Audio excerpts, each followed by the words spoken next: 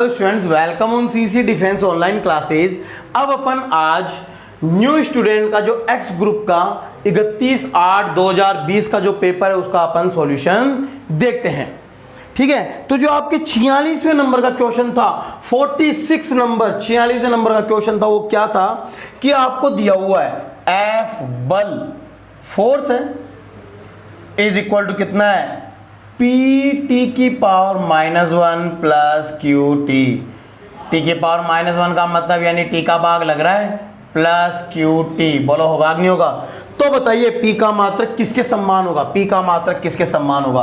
तो पी का मात्रक समानता के सिद्धांत से, principle of homogeneity, Newton, force का मात्रक होता है न्यूटन और बराबर है किसके? पी के मात्रक बटा टी का मात्रक होता है सेकेंड। तो P का मात्रक क्या हो गया? न्यूटन इंटू सेकेंड, या फिर न्यूटन का मात्रक क्या होता है? केजी इंटू मीटर पर सेकेंड स्क्वायर इंटू सेकेंड, एक सेकेंड कट गया तो क्या आ गया? केजी इंटू मीटर पर सेकेंड। आप देखो केजी का मतलब मास द्रव्यमान, मीटर पर सेकेंड का मतलब वेग, तो ये किसके बराबर है? संवेग यानी लीनियर मोमेंटम, यानी इसके यूनिट किसके बराबर होगी? लीनियर मोमेंटम संवेग के इक्वल होगी।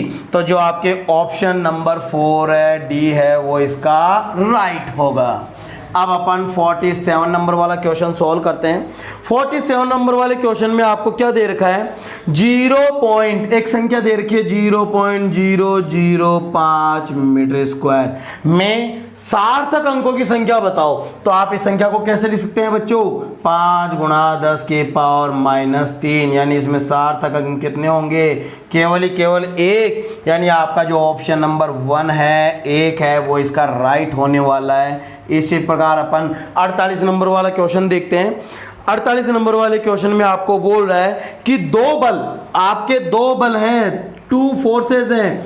एक तो है A + B, P = A + B, और दूसरा है A - B, यानी Q = A - B, है ना। और इनके बीच का कोण है थीटा, जो अपन को ज्ञात करना है। यदि इनका परिणाम ही कितना हो, इनका परिणाम ही दे रखा है आपके 3A² + B²।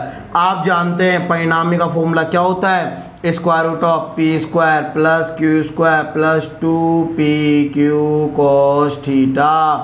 अब यहाँ पे अपन दोनों तरफ का स्क्वायर करते हैं। जैसे अपन स्क्वायर करेंगे तो अपने पास क्या आएगा? 3A² + B² बराबर P², यानी इसका स्क्वायर करेंगे तो क्या आएगा? A² + B² + 2AB। फिर अपन Q² A - B का होल स्क्वायर करेंगे तो क्या आएगा? A² + B² - का 2AB। फिर अपन इन दोनों को गुणा करेंगे तो 2 A + B में A - B गुणा करेंगे तो क्या आएगा? A² - का B² और साथ में cos थीटा। A² से A², 2A², 3A² को काटेंगे तो बचेगा 1A²। B² से B² गया, ये B² इधर आके माइनस का हो जाएगा। तो आपके पास बच्चों क्या आएगा? A² - का B² is equal to 2A² - का B² इंटू cos थीटा। यदि अपन cos थीटा का मान निकाले तो आपके पास क्या आएगा? A² - का B² अपॉन 2 A² - का B², ये कट गया, यानी 1/2। और cos थीटा 1/2 कब आता है? जब थीटा का मान कितना हो? π/3, यानी कि 60 डिग्री। यानी आपके कौन सा ऑप्शन राइट है? आपके जो ऑप्शन नंबर 2 है, ऑप्शन नंबर बी है, वो इसका राइट होगा। इसी प्रकार अपन 49 नंबर वाला क्वेश्चन सॉल्व करते हैं अपन।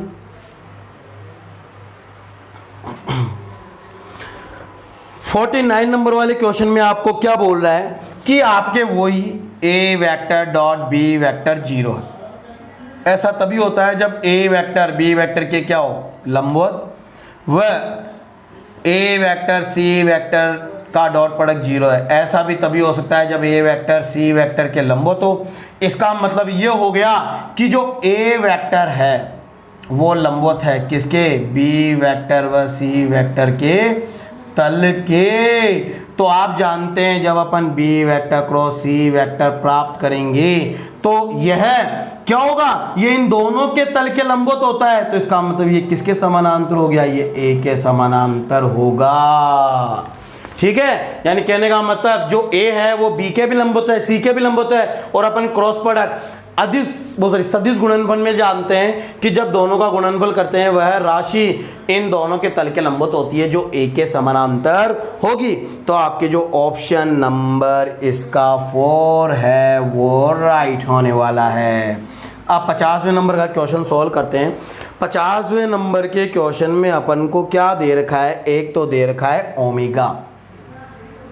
ओमेगा वेक्टर आपको दे रखा है बच्चों 3i कैप माइनस का 4j कैप प्लस का k कैप, और आपको स्थिति सदिश r वेक्टर पोजीशन वेक्टर दे रखा है आपको 5i कैप माइनस का 6j कैप प्लस का 6k कैप। तो बताइए वेग कितना होगा। तो बच्चों वेग का फॉर्मूला क्या होता है, रे वेग का फॉर्मूला होता है omega vector cross r vector, और क्रॉस प्रोडक्ट सॉल्व करना जानते हो आप, i cap j cap k cap. Omega के घटक लिखेंगे तो 3 माइनस के 4 1, आर के घटक लिखेंगे 5 माइनस का 6 और 6। अब इसके अपन घटकों से हल करेंगे तो देखना हल करते हैं बच्चों आई कैप। जैसे अपन आई कैप लेंगे तो माइनस का 4 6 से गुणा होगा तो माइनस का 24, इधर जाके ये प्लस का 6, तो आपको क्या मिला माइनस का 24 और प्लस का 6 माइनस का जे कैप लेते हैं तो 3 होता है, 6 से गुणा 18 में से 5 घटाएंगे 6 18 में से 5 गए, प्लस का के कैप में लेंगे तो 3 को 6 से गुणा करें तो माइनस के 18 और प्लस के 20। तो अपने आंसर आएगा वे कितना होगा बच्चों, इसमें से ये घटाएंगे कितने आएंगे माइनस के 18 आई कैप माइनस के 13 जे कैप और प्लस के 2 के कैप मीटर पर सेकेंड। तो आपके जो ऑप्शन है वो राइट होने वाला है, जिसके अंदर पहला यानी पहले 18 कंपोनेंट मिल जाएंगे, वो कौन सा है 4 वाला, यानी डी वाला ऑप्शन इसका राइट है। अगला क्वेश्चन बच्चों बड़ा शानदार क्वेश्चन है, आपके 50वें नंबर वाला क्वेश्चन है। क्या बोल रहा है, दिए गए बलों के युग्म में से किस युग्म का परिणामी 15 न्यूटन नहीं होगा। तो मैंने आपको बताया था यदि दो बल हैं P और Q तो इनका परिणामी सदैव P माइनस Q के बराबर या इससे बड़ा और P प्लस Q के योग से छोटा या इसके बराबर होता है। ठीक है, तो आपको जो बल दे रखे हैं आपको कितना चाहिए, परिणामी कितना चाहिए 15 न्यूटन चाहिए। तो आपके जो ऑप्शन है उनसे पता कीजिए कि न्यूनतम बल कितना होगा। जैसे पहला ऑप्शन है 8 और 22, सर 8 और 22 में से 8 गए तो कितने बचे 14। ठीक है, और आपके 8 और 22 को जोड़ेंगे तो 30, तो 14 और 30 के बीच में बच्चों 15 है तो इसमें होगा बी। अब बी ऑप्शन देखते हैं, इसमें क्या बोल रहा है आपको 6 और 22 में से 6 गए तो 16, ठीक है, और 22 में 6 जोड़ेंगे तो 28, यानी इसके बीच में कभी भी 15 न्यूटन नहीं आएगा, यानी ऑप्शन आपका बी क्या होगा राइट होगा। ऑप्शन नंबर 2 क्या होगा बच्चों राइट होगा, जिसके अंदर आपको कभी भी परिणामी 15 न्यूटन प्राप्त नहीं होगा। तो बच्चों बहुत अच्छा क्वेश्चन है, याद कर लें कि यदि आपके दो बल हैं P और Q तो उनका परिणामी सदैव P माइनस Q से लेकर P प्लस Q के बीच में या बराबर होता है, और इसके बाहर इनका परिणामी नहीं जाएगा क्योंकि ये न्यूनतम मान कहलाता है और ये आपके इसका अधिकतम मान कहलाता है। अब अपन 51 नंबर वाला क्वेश्चन सोल्व करते हैं बच्चों। 51 नंबर वाले क्वेश्चन में अपन को क्या बोल रहा है,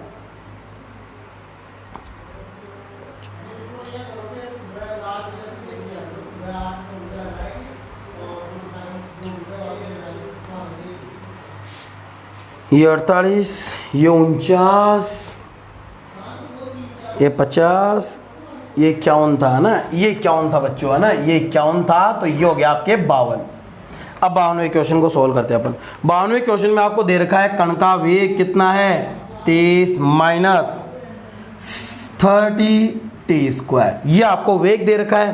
तो बताइए कण का त्वरण कैसे होगा? तो त्वरण निकालने के लिए अपन क्या करेंगे, d v upon d t, इसका अवकलन करेंगे। कितना आएगा इसका 0 माइनस का 120 टी, यानी त्वरण समय पर निर्भर कर रहा है, साथ में नेगेटिव है, ए नेगेटिव है तो मंदन रिटार्डेशन, ठीक है, और ए समय पे निर्भर कर रहा है तो इसका मतलब असमान मंदन से गति करेगा। यानी आपके जो ऑप्शन कौन सा, ऑप्शन जो 4 है असमान मंदन, वो आपके इसका राइट होगा। ठीक है, अब अपन इसी प्रकार 53 नंबर वाला क्वेश्चन सॉल्व करते हैं।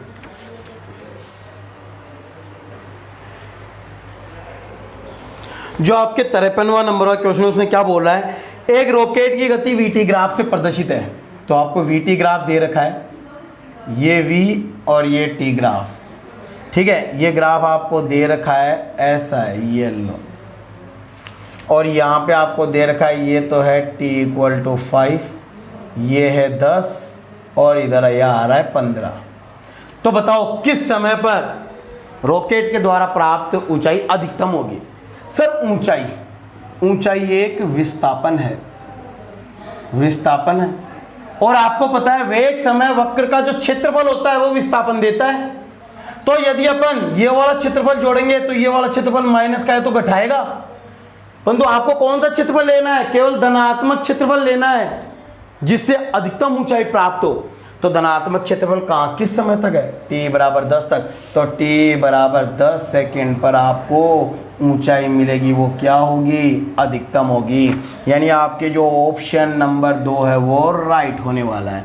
तो बच्चों ये क्वेश्चन वो थे जो आपके लॉजिकल टाइप के होते हैं, इनको सोल्व करने की जरूरत नहीं पड़ती है, अपन इजीली डायरेक्ट क्या कर सकते हैं, सॉल्यूशन ज्ञात कर सकते हैं, है ना। अब आता है आपके कौन सा 54 नंबर वाला क्वेश्चन, क्या बोल रहा है कि एटी ग्राफ में एक समान गति को प्रदर्शित करे। एक समान गति का मतलब त्वरण कितना हो बच्चों, 0, यानी वेग क्या होना चाहिए, नियत। तो आपके त्वरण और समय में वक्र कैसा बनेगा, वह वक्र बनेगा जो आपके समय वाली रेखा ही प्राप्त होगी, यानी ये ए और ये टी, तो आपकी ये वाला ग्राफ बनेगा। तो आपके इसमें कौन सा ऑप्शन है, सर कोई सा नहीं है, तो नन ऑफ दीज ऑप्शन आएगा बच्चों। ठीक है, आपके 55 नंबर वाला क्वेश्चन है। 55 नंबर वाले क्वेश्चन में आप क्या देख रहे हैं कि आपके 3 बॉल है। कितने बॉलें हैं बच्चों, 3 बॉल। एक बॉल को तो आप इधर फेंक रहे हो VC वेग से, एक बॉल को आप नीचे फेंक रहे हो VB वेग से, एक बॉल को आप ऊपर फेंक रहे हो इधर। तो मैंने आपको बताया था जब किन्हीं बॉलों को समान ऊंचाई से धरातल पे गिराया जाता है, किधर भी फेंको तो धरातल पे टकराते समय सभी का वेग क्या होगा, समान होगा।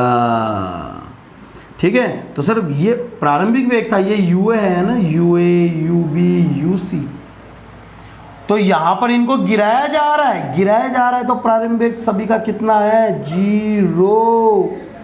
तो जब ये सभी आपके, या फिर इसको U वेग से इधर फेंकें, है ना, इसको इधर फेंकें और इसको इधर फेंकें, तो आपके जब ये धरातल पे टकराएगी तो उस समय टकराते समय बच्चों क्या होगा, सभी का वेग समान है, प्रारंभिक वेग समान है, U है, तो आपके धरातल पे टकराते समय सभी का वेग क्या होगा, समान रहेगा। बच्चों ये कॉन्सेप्ट ध्यान रखो, बस सिंपल सा।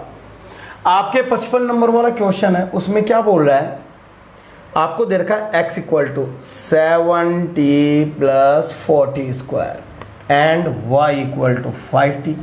तो बताओ t = 5 सेकेंड पे त्वरण कितना होगा। तो आपको बताया था पहले तो वेग निकालो, x घटक 2d का क्वेश्चन है, 7 + 8t, और इसका y घटक निकाल लो कितना होगा 5, और फिर त्वरण निकाल लो कितना आएगा 8, और इसका त्वरण कितना आएगा 0।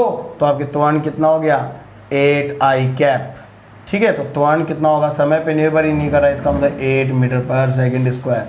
यानी आपके वो कौन सा ऑप्शन राइट है, ऑप्शन नंबर 2 इसका राइट होगा। इसी प्रकार अपन 56 नंबर वाला क्वेश्चन देखेंगे। 56 नंबर वाला क्वेश्चन बोला है कि एक पत्थर को h ऊंचाई से गिराया गया है। एक पत्थर है जिसको अपन h ऊंचाई से गिरा रहे हैं, यानी प्रारंभिक वेग कितना हो गया 0, h ऊंचाई से अपन गिरा रहे हैं, तो त्वरण कितना होगा +g नीचे की तरफ। तो h h/2 स्थिति पर, यानी कितनी दूरी पर, h/2 दूरी तय करने के बाद इस कण का वेग दे रखा है 10 मीटर पर सेकेंड। तो आपको पता है थर्ड इक्वेशन ऑफ मोशन क्या होती है, गति का तृतीय समीकरण। तो सर गति का तृतीय समीकरण होता है आपके v² = u² + 2g, दूरी कितने तय करा, h/2। ठीक है, u तो 0 हो ही गया, तो v² = कितना हो गया, gh, क्योंकि 2 से 2 कट जाएगा, तो h कितना हो गया, v²/g। v कितना है रे, 10, 10 का स्क्वायर 100/10, कितना आ गया रे, 10 मीटर, यानी कितनी ऊंचाई से गिराया जा रहा है, 10 मीटर की ऊंचाई से गिराया जा रहा है। तो जो ऑप्शन नंबर आपके बी है वो इसका राइट होगा। इसी प्रकार अपन नेक्स्ट क्वेश्चन देखते हैं, आपके 57वां नंबर वाला क्वेश्चन है। क्या बोल रहा है 57 नंबर वाले क्वेश्चन में कि किसी कण को क्षैतिज से 15 डिग्री के कोण पे फेंका तो आपके परास कितनी मिलती है, परास मिल रही है 50 मीटर की। और आपको पता है परास का फॉर्मूला था u² sin 2θ। थीटा कितना है 15, 15 का दुगुना 30 बटा हुआ g, कितना हो गया u²/2g। तो बताइए थीटा बराबर 45, यानी अधिकतम परास कितनी होगी। बच्चों याद हो तो अधिकतम परास होती है u²/g, यानी 2 इधर गुणा कर दो, 2 आपको 50 से गुणा करेंगे तो कितना आएगा 100 मीटर। अधिकतम ऊंचाई कितनी है 100 मीटर। तो आपके जो ऑप्शन नंबर 3 है, सी है, वो इसका राइट होने वाला है। ठीक है,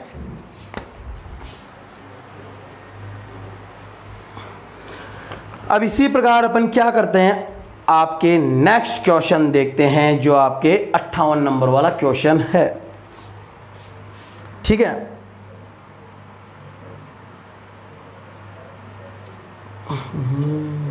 ये 55 था, ये 56 है, सॉरी है ना सर, ये 56 नंबर वाला क्वेश्चन है, ये आपके 57 है, ये 58 है। अब अपन देख रहे हैं 59 नंबर वाला क्वेश्चन। तो सर 59 नंबर वाला क्वेश्चन क्या होगा, 59 नंबर वाला क्वेश्चन बोल रहा है कि एक क्रिकेट मैच में एक फील्डर ने किसी गेंद को सीमा से निकट कीपर की ओर फेंका। गेंद प्रवलयाकार पथ पे गति करती हुई गेंद की हवा की गति के दौरान निम्न में से कौन सी राशि नियत रहती है। आपको बताया जब गेंद को फेंका जाएगा तो प्रवलयाकार पथ पे गति करेगी, यानी वो प्रक्षेप्य गति है। और प्रक्षेप्य गति में क्या क्या नियत रहता है, प्रक्षेप्य गति के अंदर यदि आपको पता हो तो वेग का उध्रुव यानी क्षैतिज घटक क्या रहता है, नियत। कण का त्वरण क्या रहता है, नियत। और कण की कुल यांत्रिक ऊर्जा, मैकेनिकल एनर्जी, यांत्रिक ऊर्जा क्या रहती है, नियत। तो आपके ऑप्शन कौन सा होने वाला है, सी ऑप्शन इसका राइट होगा, जो आपके क्या है, इसके वेग का क्षैतिज घटक नियत रहेगा। अब अपन देखते हैं 60 नंबर वाला क्वेश्चन। 60 नंबर वाले क्वेश्चन में अपन को क्या बोल रहा है, 60 नंबर वाले क्वेश्चन में बोल रहा है कि आपके एक प्रक्षेप्य गति के समीकरण है y बराबर 8t - 5t² और x बराबर दे रखा है आपको 60। तो बताइए पहले वेग निकालें, तो 8 - 10t और इसका आ गया आपके ये vx होगा, ये vy होगा ना, सॉरी ये हो गया 6। अब प्रारंभिक वेग का मतलब t बराबर 0 रख दो, तो आपकी y घटक कितना हो गया 8 मीटर पर सेकेंड और इसका कितना हो गया 6 मीटर पर सेकेंड। तो आपके वेग कितना हो जाएगा प्रारंभिक, square root of ux² plus uy²। 8 का स्क्वायर 64, 6 का स्क्वायर 36, कितना हो गया 100 और 100 का रूट 10 मीटर पर सेकेंड। बोलो होगा कि नहीं होगा। ठीक है, अगला क्वेश्चन देखते हैं बच्चों। अगला क्वेश्चन 61वें नंबर वाला क्वेश्चन बोल रहा है क्या कि पृथ्वी पर आपके a projectile throw with a velocity v at angle theta. एक प्रोजेक्टाइल है, एक प्रक्षेप्य है जिसको थीटा एंगल पे किस पे फेंका गया है, पृथ्वी पर फेंका गया है, जिसके कारण उसकी परास कितनी है r। r बराबर कितना होगा पृथ्वी पे u² sin 2θ/g। g यानी अर्थ, ये अर्थ का है नंबर 1। अब क्या बोल रहा है, यदि इस प्रक्षेप्य को चंद्रमा पे फेंका जाए तो सर चंद्रमा पे गुरुत्वीय त्वरण कितना होता है, चंद्रमा पे होता है पृथ्वी का गुरुत्वीय त्वरण का 1/6। तो जब अपन चंद्रमा पे परास लेंगे तो बच्चों कितनी होगी u² sin 2θ/ge। जी की जगह gm, तो कितना होगा ge/6। तो आपके परास क्या हो जाएगी 6 गुना हो जाएगी। तो चंद्रमा पे बच्चों परास क्या हो जाएगी आपके 6 गुना, तो ऑप्शन नंबर 3 है वो इसका राइट है। तो इस प्रकार अपने कॉन्सेप्ट टाइप के क्वेश्चन आते हैं। ये ग्रेविटेशनल से रिलेटेड क्वेश्चन था, परंतु आपको ऐसे पूछ सकता है कि गुरुत्वीय त्वरण में यदि परिवर्तन हो तो आपके आर और एच में क्या क्या परिवर्तन आएंगे, तो बच्चों आपको ध्यान रखना पड़ेगा। ठीक है, अब अपन आगे और क्वेश्चन देखते हैं इससे रिलेटेड।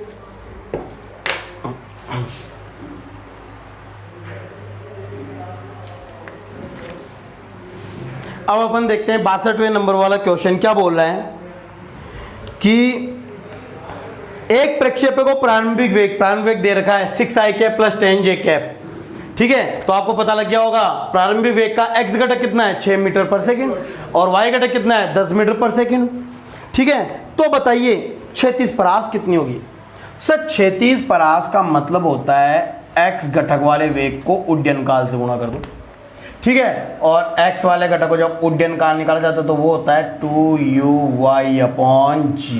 सर ये कहां से आया, अरे uy बराबर होता है ना u sin थीटा, तो 2u sin theta upon g, u sin theta को मैंने uy लिख लिया और u cos थीटा को ux लिख लिया, तो आपके परास का फॉर्मूला बन गया बच्चों। क्या करना है, x घटक 6 y घटक 10 बटावा 10, हल करते कितना आ गया 12 मीटर की परास होगी। यानी आपके ऑप्शन नंबर जो 1 है इसका राइट होने वाला है। 63 नंबर वाला क्वेश्चन, 63 नंबर वाला क्वेश्चन है कोई प्रक्षेपक समान क्षैतिज दूरी तय करने के लिए प्रक्षेपक कोणों के मान मैंने बताया था आर सेम हो। कब होता है, जब एक तो कोण थीटा और एक 90 माइनस थीटा हो, यानी दोनों कोणों का योग कितना होना चाहिए 90।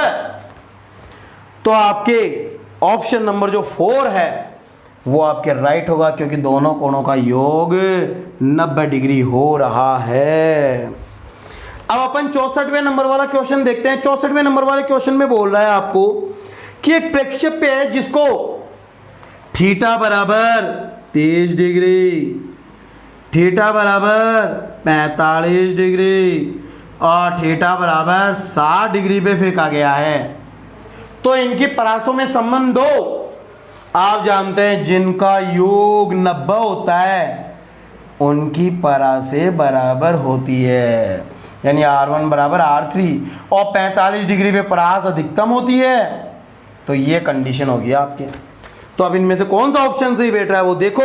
ऑप्शन नंबर आपके जो 3 है, ऑप्शन नंबर जो 3 है बच्चों क्या बोल रहा है 45 डिग्री पे परास अधिक होती है किसके तुलना में 23 डिग्री की तुलना में। तो ये ऑप्शन नंबर 3 इसका राइट होगा। इसी प्रकार अपन ने बड़ा शानदार 65वें नंबर वाला क्वेश्चन है, बड़ा शानदार क्वेश्चन है बच्चों। क्या बोल रहा है, एक घड़ी की सुई की मिनट वाली सुई का कोणीय वेग क्या होता है 2 पाई अपॉन कैपिटल टी होता है आवर्तकाल, और 1 मिनट वाली घड़ी की सुई जब एक पूरा चक्र करती है तो 1 घंटे के बराबर होता है। तो 1 घंटा यानी कि 60 मिनट, और 60 मिनट को सेकंड में बदले तो 3600 सेकंड। ये क्वेश्चन नंबर 1 होगा नहीं होगा, अरे होगा ना। इसके बाद में बोल रहा है आपके एक घंटे की सुई, 1 घंटे की सुई जब एक पूरा चक्कर पूरा तय कर लेती है, ठीक है 1 घंटे की जब पूरा चक्कर तय कर लेते तो 12 घंटों के बराबर होता है। 12 घंटे और सेकंड में बदले तो वही 36 मिनट और 36 सेकंड, ये 2। अब दोनों का अनुपात करेंगे तो जैसे अपन मिनट में आवर वाले का भाग देंगे तो 2 पाई अपॉन 3600 गुणा 12 गुणा 3600 बटे 2 पाई, ये कट गया, ये गया, कितना गया 12:1। यानी आपके जो ऑप्शन नंबर 2 है बी है वो इसका राइट है। अब इसी प्रकार अपन 66वें नंबर वाले क्वेश्चन की बात करते हैं। 66वें नंबर वाले क्वेश्चन में आपको दे रखा है ऐसा एक डायग्राम बना हुआ है। तो बच्चों यहाँ पर ये एच ऊंचाई है,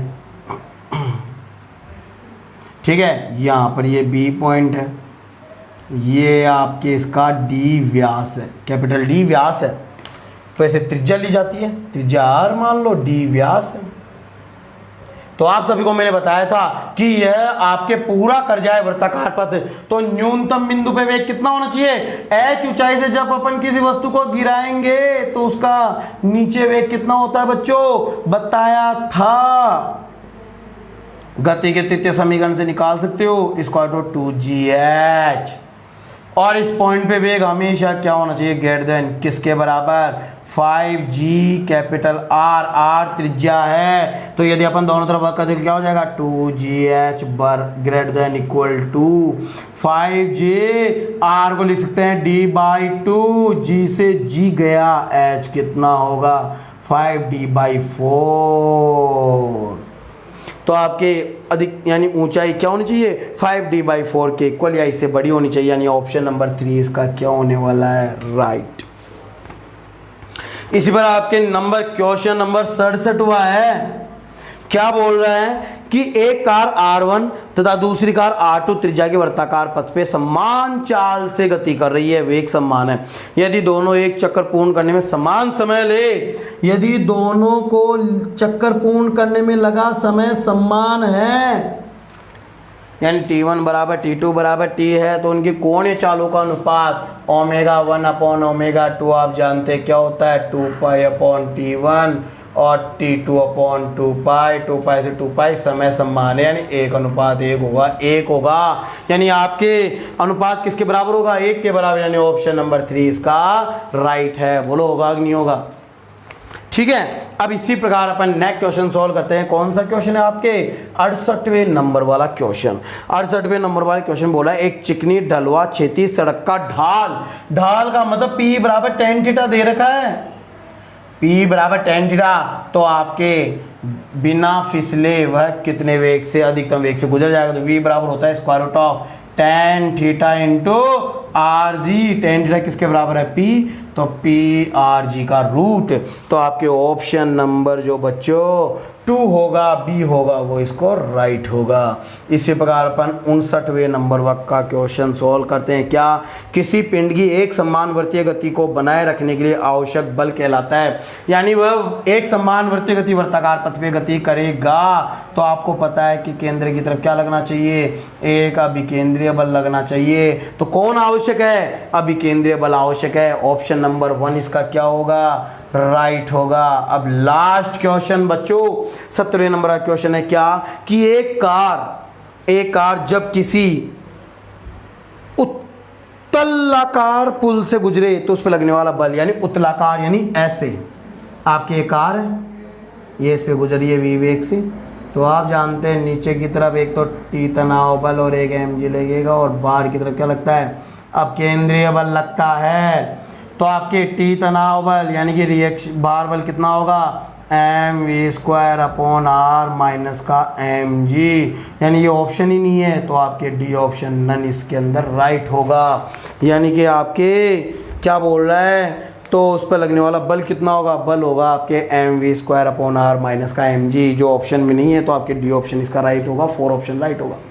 तो ये बच्चों आपके जो मंडे टेस्ट 31/8/2020 को सॉल्व हुआ था, यानी लगा था, उसका सॉल्यूशन है। आप बच्चों ने इसी लेवल के क्वेश्चन आपके पेपर में आते हैं, आपने इजीली इनको सोल्व कर लिया होगा। अगर आपके किसी में प्रॉब्लम है तो बच्चों ऐसी क्वेरीज यदि आपके है तो डाउट में डालिए, हम उनका सॉल्यूशन भेजेंगे, परंतु पेपर का सॉल्यूशन अगले मंडे को आपके ज़रूर 100% दे दिया जाता है।